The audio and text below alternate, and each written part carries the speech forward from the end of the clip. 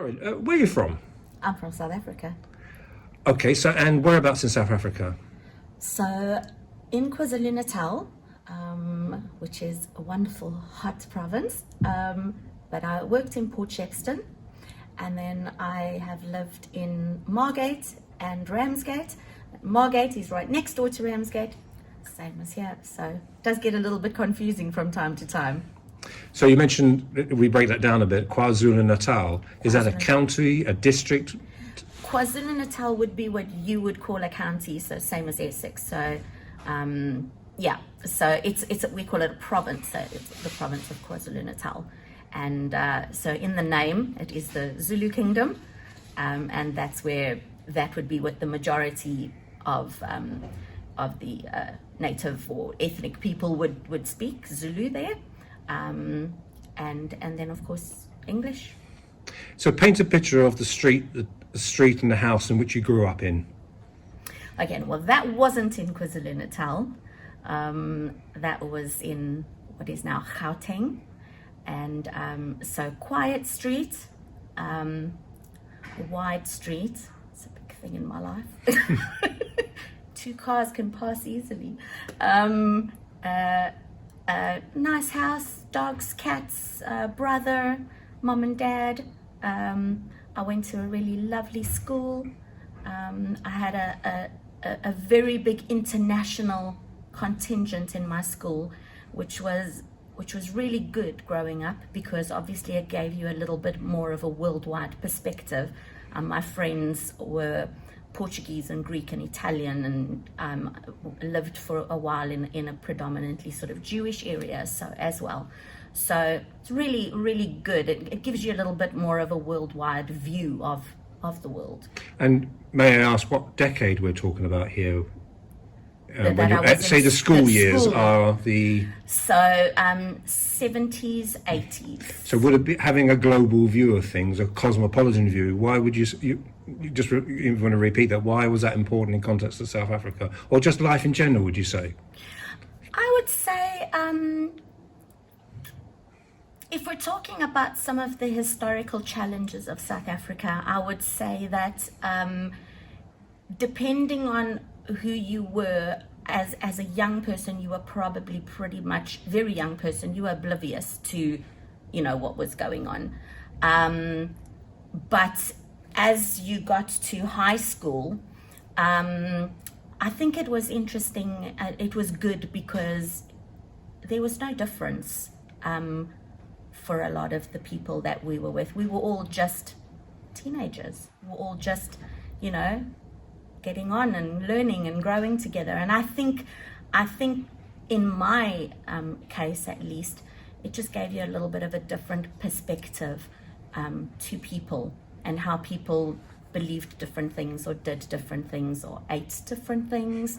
So it was good. And I mean, it wasn't a lot of years after that obviously there was a big election in the country, and some things changed. And I think it was good for some people that had a different perspective to assimilate or have an understanding, perhaps an easier understanding than maybe some other people who were older and set in their ways, maybe.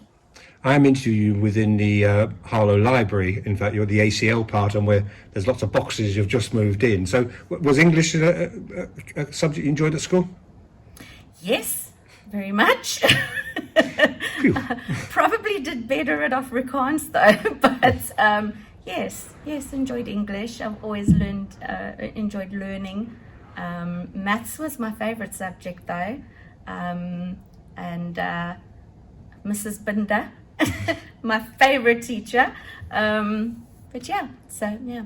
So may I ask, what was your first language, or what is your first language? My first language is English. English and Afrikaans? Afrikaans, my second language. Compulsory at school?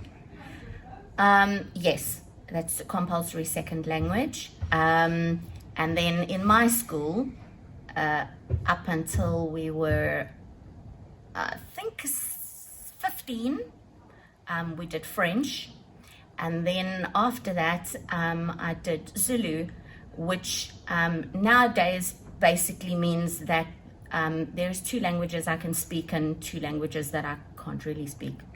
So, so if you put that together, we'll just say I speak 3 languages, but only 2 of them are half. What about the big cities in South Africa, Johannesburg, Cape Town? Have you ever been there? And can you, or when was the first time, if you did go? My school was in Johannesburg, so Oh. I went to Johannesburg Girls High.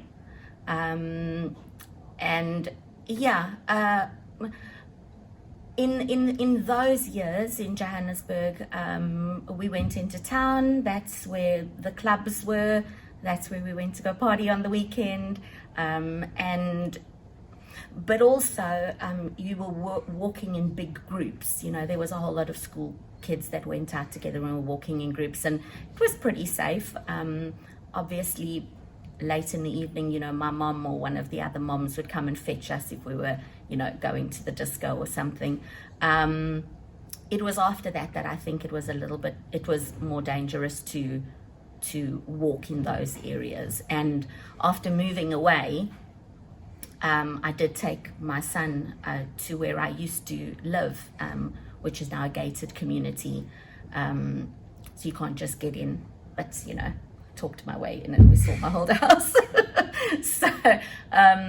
So things have certainly changed, you know, walls have got taller, barbed wire has got bigger, and, you know, I think people still have a very positive outlook, but, you know, the reality is you do need to be careful where you go and what you do. What did your son think of South Africa? Well, my sons have both grown up in KwaZulu-Natal, so a little bit different than Johannesburg. It's more of a relaxed lifestyle. You know, they beach boys, surfing, bodybuilding. For a while, we lived on a farm. I loved farm life. We had the farm had crocodiles, which is interesting. 4,000 crocodiles, lychees, macadamia nuts, and bananas. So, but yeah, quad bikes and off-road motorbikes and walking and fishing in dams and just idyllic life, you know. A lot of my interviews, I seem to somewhere we go towards food, and you know, some nations like Ghana or Hungary, we talk about food. Are there any, when I say food in South Africa, or indeed when you live there, are there any dishes that come to mind? Lots. I think well, we have lots of really nice puddings, and some of those I can dessert. And some of those I've made for my colleagues here, and mostly they like them. Very sweet though for a British palate, but still quite enjoyable. But I think a braai, which you call a barbecue, I call a barbecue is a line of people waiting to get their hair cut. That's a barbecue. But but a braai, there's nothing like a South African braai. It's more than just sharing a meal. It's actually just connecting with people and laughing and sharing around a table, and lots of meat and not very many vegetables, and and just it's a whole social occasion. It's not a meal, it's an event. So I miss that. And what about the rest of Africa? Did you ever get a chance to travel in Africa at all? Are there any countries that come to mind? I have been to the Congo, the DRC. I enjoyed that. The day I flew in, though, we landed in between goats, which was very exciting. Yeah. But yeah, I also had a pen pal who was from the DRC, so he used to write to me in French and I used to write to him in English, which was a really great way of learning a language and catching up, and you know, yeah. So I've also spent some time in Swaziland, Lesotho.